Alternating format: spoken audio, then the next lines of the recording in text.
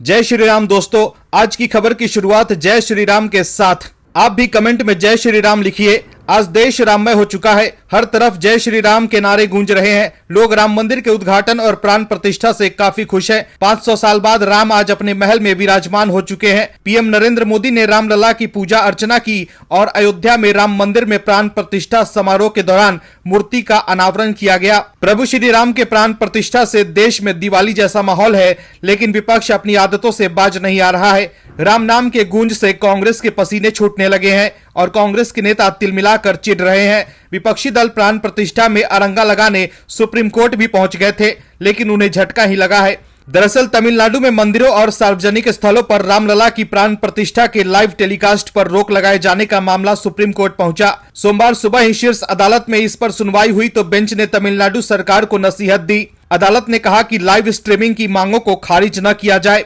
यही नहीं, कोर्ट ने कहा कि राज्य की स्टालिन सरकार की यह दलील भी गलत है कि इलाके में दूसरे समुदाय के लोग भी रहते हैं, इसलिए परमिशन नहीं दी जा सकती और कानून व्यवस्था के बिगड़ने का खतरा है। इसके साथ ही सुप्रीम कोर्ट ने स्टालिन सरकार से कहा कि वो मंजूरी की मांग वाले सभी आवेदनों पर विचार करे और उस पर जल्द फैसला ले। बता दें कि तमिलनाडु में डीएमके की सरकार है, जिसके मंत्री उदयनिधि स्टालिन सनातन धर्म को खत्म करने की बात कर चुके हैं। वहीं बीजेपी ने आरोप लगाया है कि वहां के मंदिरों को राम मंदिर प्राण प्रतिष्ठा वाले दिन विशेष पूजा का आयोजन करने या फिर विशेष प्रसाद वितरण करने से रोका जा रहा है, मंदिरों को धमकाया जा रहा है। वहीं मद्रास हाईकोर्ट ने कहा कि राम मंदिर प्राण प्रतिष्ठा समारोह के लाइव टेलीकास्ट या फिर भजन के आयोजन के लिए सरकार या पुलिस की अनुमति लेने की आवश्यकता नहीं है। हाईकोर्ट के फैसले के बाद सोशल मीडिया पर लोगों ने इसे धर्म की विजय बताते हुए पेश किया। दूसरी तरफ कांग्रेस के नेता भी तिलमिलाए हुए हैं। हर तरफ जय श्री राम की गूंज से कांग्रेस पीएम मोदी पर निशाना साध रही है। कांग्रेस के अध्यक्ष मल्लिकार्जुन खड़गे ने पीएम मोदी पर निशाना साधा। उन्होंने असम में एक रैली को संबोधित करते हुए कहा कि एक शख्स ने पूरे भगवान पर कब्जा कर लिया है।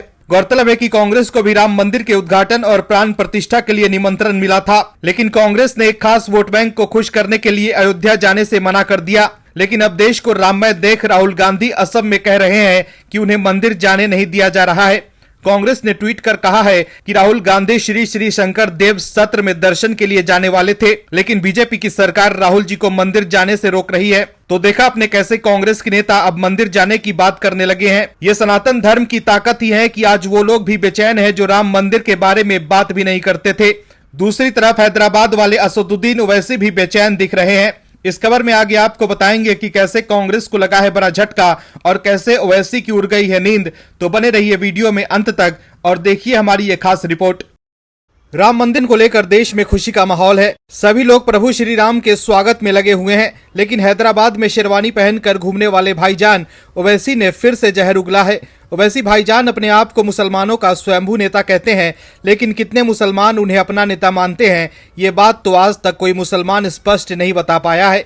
लेकिन ओवैसी सिर्फ मुसलमानों को भड़काने का काम करते हैं। उन्हें जैसे ही मौका मिलता है वो मुसलमानों के मन में हिंदू समाज के लिए नफरत भरने में लग जाते हैं। राम मंदिर के उद्घाटन से ओवैसी के पसीने छूटने लगे हैं और वो विवादित बयान दे रहे हैं। लेकिन प्रभु श्री राम के आने की खुशी में अयोध्या के मुसलमान समाज के लोग भी अपना योगदान दे रहे हैं। लेकिन ओवैसी अभी भी बाबरी को मुद्दा बनाकर तुष्टीकरण की राजनीति कर रहे हैं। एक बार फिर से ओवैसी ने अपने चिराग से बाबरी का जिन निकाला है। फिर से ओवैसी ने धार्मिक उन्माद का जहर बोया है। एआईएमआईएम के अध्यक्ष असदुद्दीन ओवैसी ने मुसलमानों से सिस्टमैटिक तरीके से बाबरी मस्जिद को छीनने का आरोप लगाया। उन्होंने राम जन्मभूमि मंदिर प्राण प्रतिष्ठा के नैरेटिव को चुनौती देते हुए दावा किया कि बाबरी मस्जिद को सिस्टमैटिक ढंग से भारतीय मुसलमानों से छीन लिया गया था, जबकि वो वहां 500 सालों से नमाज पढ़ रहे थे। जब कांग्रेस के जीबी पंत उत्तर प्रदेश के सीएम थे तो रात के अंधेरे में मस्जिद के अंदर मूर्तियां रख दी गई थी और फिर उन्हें निकाला नहीं गया। ओवैसी ने कहा कि उस समय वहां के कलेक्टर नायर साहब थे, उन्होंने मस्जिद बंद करवाकर वहां पूजा शुरू कर दी। इसके बाद 1986 में मुसलमानों को बिना सुने मस्जिद के ताले खोल दिए गए। इतना ही नहीं, बूटा सिंह ने शिलान्यास भी कर दिया।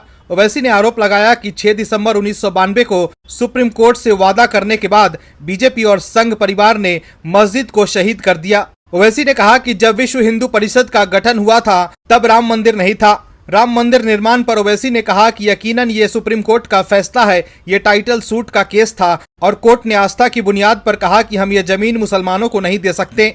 कोर्ट ने अपने फैसले में यह भी कहा कि मस्जिद को मंदिर तोड़कर नहीं बनाया गया था। ओवैसी ने कहा कि मैंने फैसला आने के बाद कहा था कि इस फैसले के बाद कई और मुद्दे ओपन हो जाएंगे। आज आप देख रहे हैं कि संघ परिवार हर जगह जाकर बोलता है कि यहाँ मस्जिद नहीं थी। मेरा मानना है कि अगर जीबी पंथ मूर्तियां हटा देते या ताला नहीं खोले जाते तो क्या आज हमें ये दिन देखना पड़ता। हमारे सवाल के कोई जवाब नहीं दे रहे हैं। तो देखा आपने कैसे प्राण प्रतिष्ठा और राम मंदिर उद्घाटन से ओवैसी तिलमिला गए हैं और उल जलूल बयान दे रहे हैं। दोस्तों कहते हैं ना कि राम के नाम में इतनी शक्ति है कि उनका नाम भर लेने से ही बिगड़े काम बन जाते हैं। दोस्तों राम मंदिर प्राण प्रतिष्ठा कार्यक्रम शुरू हो चुका है, लेकिन दोस्तों कहते हैं ना कि जो लोग राम के काज में अरंगा डालते हैं उनको कभी भी सुकून नहीं मिलता है। राम काज पर स्पीड ब्रेकर लगाने वालों को हमेशा से ही सजा मिलती रहती है और विवादित बयान देने वालों को तो राम सीधा पटक ही देते हैं। और ये आज प्रत्यक्ष हो भी गया है और देश भर की जनता ने देख लिया है। जो तस्वीर बिहार से निकलकर देश भर में सामने आई है उसको देखकर तो देश का कोई भी विपक्षी नेता इस बात की हिमाकत नहीं कर पाएगा कि राम के नाम पर विवादित बयान दे, क्योंकि प्रभु श्री राम ने अब तत्काल दंड देना भी शुरू कर दिया है विपक्षी नेताओं को। दरअसल बिहार के गया में एक सभा में जेडीयू के पूर्व सांसद अली अनवर अंसारी को राम मंदिर प्राण प्रतिष्ठा की आलोचना करना भारी पड़ गया। जैसे ही उन्होंने रामलला के भव्य मंदिर और प्रभु की प्राण प्रतिष्ठा पर सवाल उठाया, मंच भरभरा कर गिर गया। इसके कारण मंच पर मौजूद जेडीयू नेता सहित कई और लोग घायल हो गए। खबर के मुताबिक यहां मुस्लिम समुदाय की तरफ से फ्रीडम फाइटर और पूर्व मंत्री अब्दुल कयूम अंसारी की 91वीं पुण्यतिथि मनाई जा रही थी। कार्यक्रम में पूर्व सांसद अली अनवर अंसारी मुख्य वक्ता थे। पूर्व सांसद अली अनवर ने कहा कि 22 जनवरी को श्री रामचंद्र जी की प्राण प्रतिष्ठा है। वोट के लिए ये सब कार्यक्रम किया जा रहा है। जिस दिन भगवान राम का जन्मदिन है उस दिन प्राण प्रतिष्ठा का आयोजन क्यों नहीं किया गया। इसके बाद क्या हुआ वीडियो में देख सकते हैं। जेडीयू नेता अली अनवर अंसारी के इतने कहते ही अचानक से मंच भरभरा कर गिर गया और मंच पर मौजूद सभी नेता जमीन पर आ गए।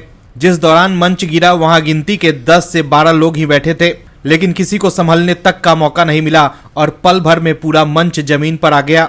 मंच के गिरते ही खिसियानी बिल्ली खंबा नोचे की तरह पूर्व सांसद अली अनवर अंसारी ने कहा कि दाहिने पैर में हम बेल्ट बांध कर आए थे और आज बायां पैर भी चोटिल हो गया, लेकिन कोई बात नहीं। तो देखा आपने कैसे राम मंदिर पर सवाल उठाना जेडीयू नेता को भारी पड़ गया। आपको बता दें कि मंच गिरने से पहले यह कार्यक्रम सुचारू रूप से जारी था। मंच से भाषणबाजी जारी थी। इस दौरान मुख्य वक्ता अंसारी की जुबान ने जैसे ही आराध्य में भगवान राम के समारोह पर सियासी बयानबाजी जारी की, रामलला पर सवाल उठाया, वैसे ही सब जमीन पर आ गिरे। राहुल गांधी कथित तौर पर देश की जनता के लिए न्याय मांगने के लिए निकले हैं, लेकिन उन्हीं के दल के साथ सुप्रीम कोर्ट ने न्याय कर दिया है। राहुल गांधी न्याय की बात तो करते हैं, लेकिन उनकी पार्टी ने इतने झोल किए हैं कि सुप्रीम कोर्ट को उसका हिसाब बराबर करना पड़ रहा है।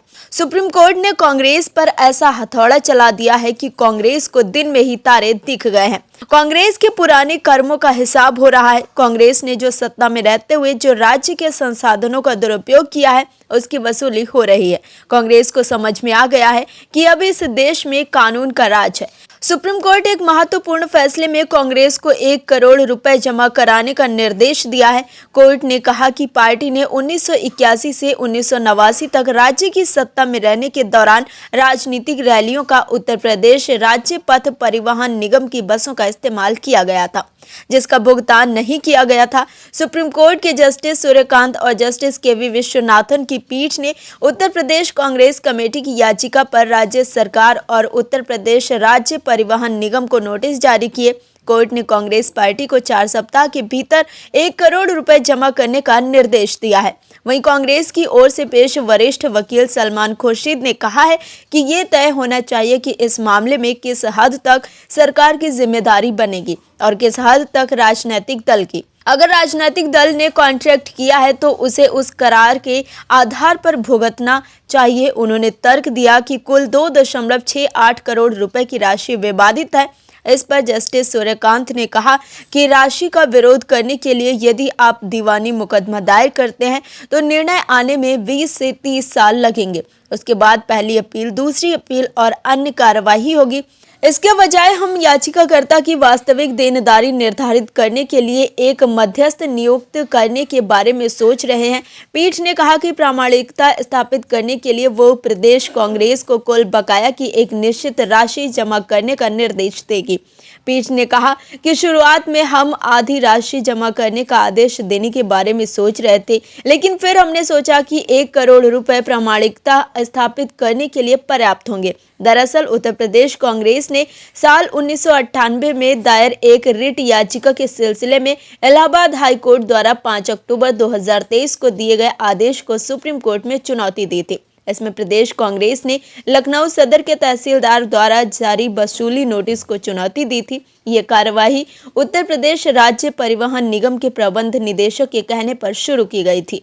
इसमें दावा किया गया था कि प्रदेश कांग्रेस पर 2.68 करोड़ रुपए की राशि बकाया है, वो इसे वसूलने का हकदार है।